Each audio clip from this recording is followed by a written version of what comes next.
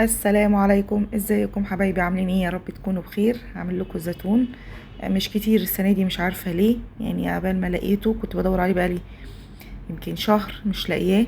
اللي بينزل بيختفي بسرعه، بيخلص بسرعه لانه قليل فعلا. هعمل لكم بطريقتين حلوين جدا ان شاء الله يعجبوكم. الزيتون يعني القليل كمان بس نازل حلو قوي بصراحه، كبير كده وحلو بصراحه، حلو قوي عجبني. يلا بينا نسمي بالله ونصلي على الحبيب الاول عليه افضل الصلاه والسلام. هنجيب طبقين، انا جايبه حوالي 7 كيلو. هعملهم بطريقتين هقول لك عليهم دلوقتي. هنجيب طبقين، نقطع كده الليمون. الزيتون لو انت بتحبيه مفتح فانا هفتح شويه منه وشويه لا. مش هفتحه زي امي الله يرحمها، الله يرحمها ويسامحها ويغفر لها، اللهم امين، هي واموات المسلمين جميعا. كانتش بتفتحه، كانت بتسيبه سليم، فقلت هعمل واحد كده وواحد كده بالسكينه كده. لو ما عندكيش مش عايزه سكينه ممكن تعملي بالشاكوش بتاع المطبخ او ايدي الهون، تخبطيه خبطه كده وخلاص. اهو انا بقطعهم على 4 اهو زي ما انت شايفه. لا الزيتونه كبيره وحلوه قوي ما شاء الله. خلاص هتشيلي بقى انا عملت كميه كبيره عشان احنا عارفين ان الزيتون عمره طويل.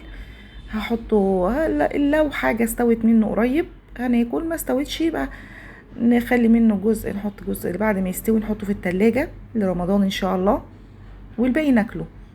اهو نقعته بس يوم مش اكتر من يوم في المية.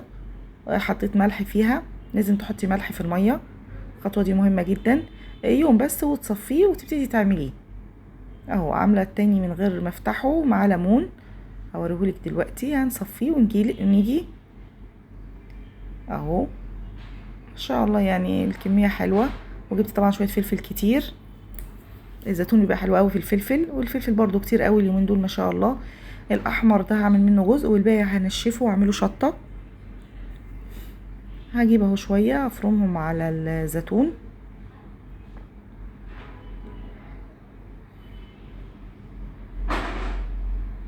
هنحوش بس الراس بتاعتها.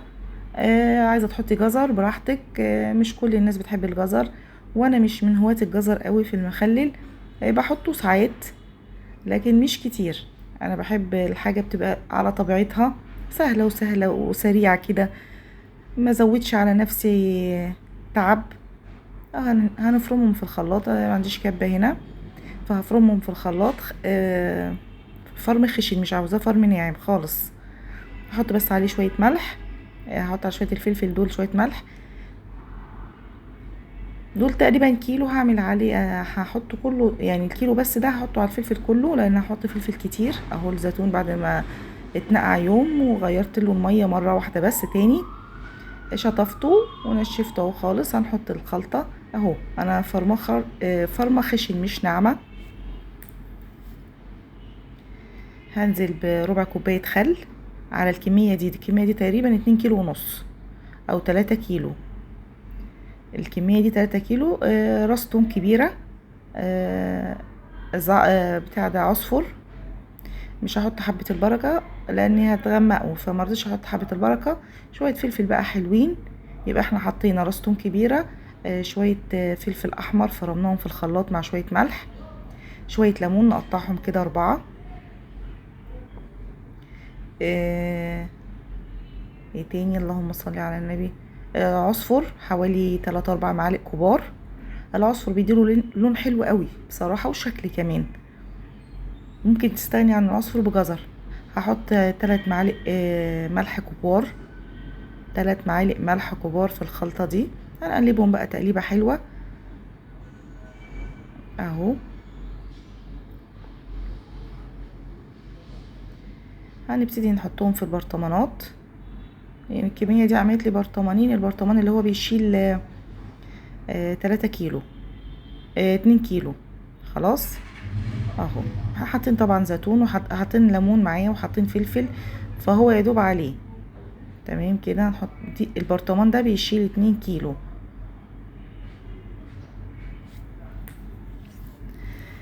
لازم نضغط كويس واحنا بنحط، يعني ما نسيبوش ونهزه كده، نهز البرطمان كويس. خلاص كده مالينا البرطمان بتاعنا. تدوسي عليه وانتي بتحطي، لازم الخطوة دي مهمة اهو. هنملى البرطمان التاني. انا دول ازاز، ما لقيتش، انا اضمن لي البلاستيك بصراحة بس ما لقيتش، فجبتهم ازاز. الازاز احلى في التخليل، زي ما احنا عارفين ان الازاز احلى في التخليل، بس ما متأمنيش عليه، يعني يتهز تشديه يقع يتكسر، بس ربنا يستر. باقي الخلطة دي فيها مية، بتنزل مية منه، فبنحطها على البرطمانات اهو. خلاص هنشيل دول على جنب.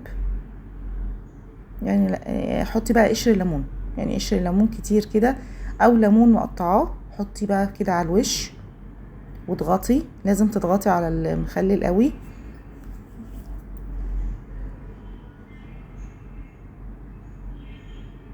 اهو.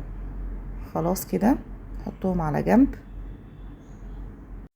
عشان نكمل باقي الكمية الباقية اهو. لما طبعا هتفضلي تمسحي طول ما انتي واقفة. ادي الكمية بقى التانية اللي اللي ما فتحتهاش خالص، حطيت عليها باقي الفلفل الاحمر اللي انا فرمته. برضو راس توم سليمة مش ههرسها، انا امي كانت بتحط التوم سليم، فانا هحط التوم برضو سليم. هحط شوية فلفل، في ليمون مقطع برضو، مقطعة فيه ليمون، بيبقى طعم الليمون حلو قوي مع الزيتون. احط برضو معلقتين 3 معالق ملح كبار. عصفر نفس القصة. هحط ربع معلقة شطة برضو اهو. نقلبهم تقليبة حلوة، نحطهم على جنب. يبقى انا حاطه عصفر وليمون مقطع وفلفل الوان تلات معالق ملح كبار و... وفلفل احمر وفلفل اخضر. عايزه تقطعي الفلفل الاخضر براحتك، في ناس بتقطعه بس انا بحب احطه سليم كده. بصي بقى، مش هنعصر ليمون وايدينا توجعنا، لا، في الخلاط زي ما هو كده. هنقطع حوالي كيلو ليمون او كيلو وشويه. نقطعهم 4 كده بالبذر بتاعه، متخافيش مش هيحصل حاجه، مش هيمرر اهو. نقطع الليمون كده ونحطه في الخلاط ونملى ميه، نملى الخلاط ميه اهو. نحط طبعا برضو ملح، انا مش هحط ملح تاني، فهو الملح بتاعي كفايه، انا حطيت ملح في الخلطه. واهو هحط ميه، اضربهم ضربه حلوه قوي، يتعصر الليمون بتاعي بالقشر بتاعه. لا، القشر مش هيتعصر، ما تخافيش، القشر هيفضل سليم لان احنا مقطعينه كبير مش صغير اهو. القشر السليم هناخده دلوقتي، نقسم الدورق ده على ال3 برطمانات. خلاص انا هقسم الدورق ده على ال3 برطمانات، لان انا الزيتون فيه ليمون كتير وحاطه خل، يعني انا حاطه حوالي نص كوبايه خل، يعني كل برطمان واخد ربع كوبايه خل صغيره مش كبيره، كل برطمان واخد ربع كوبايه خل صغيره مش كبيره. تمام. والبرطمان ده قلنا بيشيل 2 كيلو اهو. فانا بحط كده وبعدين هزود بقى ميه، هزود ميه، هحط فيها معلقه ملح واحده بس، وهحط فيها 3 4 معالق خل، بس الميه تكون مغليه. هحط البرطمان التالت اللي هو مش مفتح. الملح طبعا بيختلف عند كل حد فينا، يعني ممكن اعمله حادق يعجبني، انت تقولي عليه عادم. فالملح اختياري جدا زي السكر، بس هي النتيجة الحلوة بتاعته اللي هي تريحك وتخلي الملح بتاعه تقريبا مظبوط. على البرطمان ده 4 معالق ملح كبار هرميين، على البرطمان 2 كيلو هتحطي 4 معالق ملح هرميين. اسهل حل وتريحي دماغك، لان فعلا الملح في المخلل بيبقى اختياري وحسب ذوقك، كل واحد وذوقه. والطعام عندك طريقته ازاي، يعني بتحبي الحاجه مالحه قوي ولا بتحبي الحاجه عادمه ولا وسط. فريحي دماغك وحطي كل برطمان 2 كيلو حطي عليه 4 معالق ملح كبار هرميين. خلاص حطيت على الوش قشر الليمون اللي انا ضربته في الخلاط. هحط على كل برطمان ربع كوبايه زيت، لو عندك زيت زيتون يبقى يا ريت، انا ما عنديش فهحط زيت عادي اكل عادي بس يكون ريحته كويسه. خلاص انا بغلي ميه، الميه خلصت مني فلسه بغلي ميه عشان ازود الميه بتاعتي. هحط دلوقتي الزيت، ربع كوبايه زيت على كل برطمان. الزيت طبعا مادة حافظة برضو، ما حطيتش سكر عشان بس الناس اللي تقولي ما حطيتش سكر ليه، ما بحبش السكر في المخللات، وبيطلع المخلل حلو قوي وزي الفل. كل واحد وذوقه وراحته. اهو انا بحط الزيت، ربع كوبايه زيت على كل برطمان. تمام خلاص كده هنحطهم على جنب. انا بعمل بغلي ميه، طبعا بتاخد وقت عبال ما تبرد، فهوقف الفيديو لغايه ما تبرد الميه وهوريها لكم. وفي حاجه كمان مهمه، ما تمليش البرطمان للاخر ميه، لان الميه بتتكب منه، كل ما بيقعد بتلاقي الميه بتغرق الدنيا. خلي صباعين كده او 3 من غير ميه، هيتملي وحده ما تخافيش. اهي الميه بعد ما بردت، حطيت على الميه دي شويه عصفر تديها لون بس، ومعلقه ملح ومعلقتين 3 خل، بس مش اكتر من كده. وهنحط لازم طبعا الميه تبرد. اهو انا مش بملى البرطمان للاخر، بسيب حوالي صباعين 3 لانه بيتكب منك. لازم تعملي الخطوه دي، مهمه جدا. اهو هتتعبك فعلا، موضوع ان هيفضل يكب في ميه ويبهدلك الدنيا. لازم يا اما تحطيه على صينيه، فليه من الاحسن ان انت تسيبي صباعين وهو هيزيد وحده، ما تخافيش. اهو لونه حلو قوي، سهل وسريع، طعمه ان شاء الله يطلع حلو. هفتحه معاكم برضو لما اجي افتحه. هحط على الوش يعني بعد ما حطيت قشر الليمون هحط مع رشه ملح بسيطه، ربع معلقه ملح كده على الوش، عشان ما تعملش المخلل ما يعملش معايا عفونه. هنقفل اهو. لا لازم بقى نحط كيس، انا بقولك يعني بوريكي، لا ما ينفعش نقفل بكده خالص. خطوه الكيس دي مهمه جدا، لان برضو مهما الغطا كان محكم بيدخل هوا.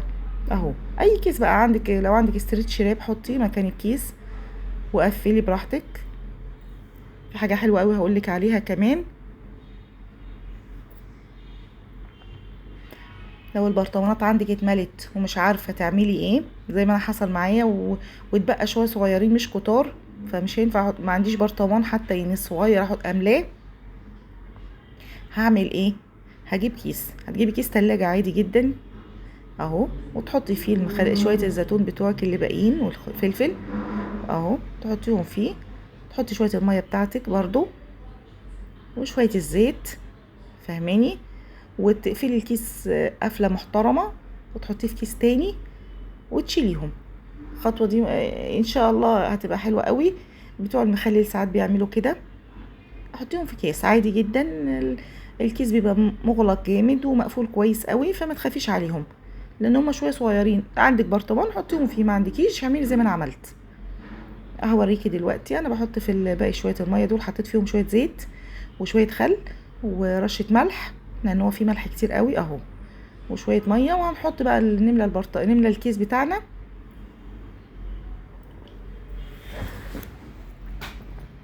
اهو، ونشيل الكيس ده في اي حته بقى، ايه ما يكونش فيها اضاءه جامده. ونشوف بقى اللي في الكيس هيستوي قبل البرطمان ولا ايه. كل ده هفتحه معاكم ونشوف ان شاء الله مع بعض اذا كان لينا عمر. اهو هزود كمان شويه ميه عليه اهو. خلاص كده اهو. الجيش قالك ايه اتصرف فما لقيتش برطمانات خالص اهو. قشر الليمون والليمون باقي الليمون اللي كان في الخلاط، نقفله كويس جدا جدا. الخطوه دي مهمه، نطلع منه الهواء ونقفله ونشيله، نحطه في كيس كمان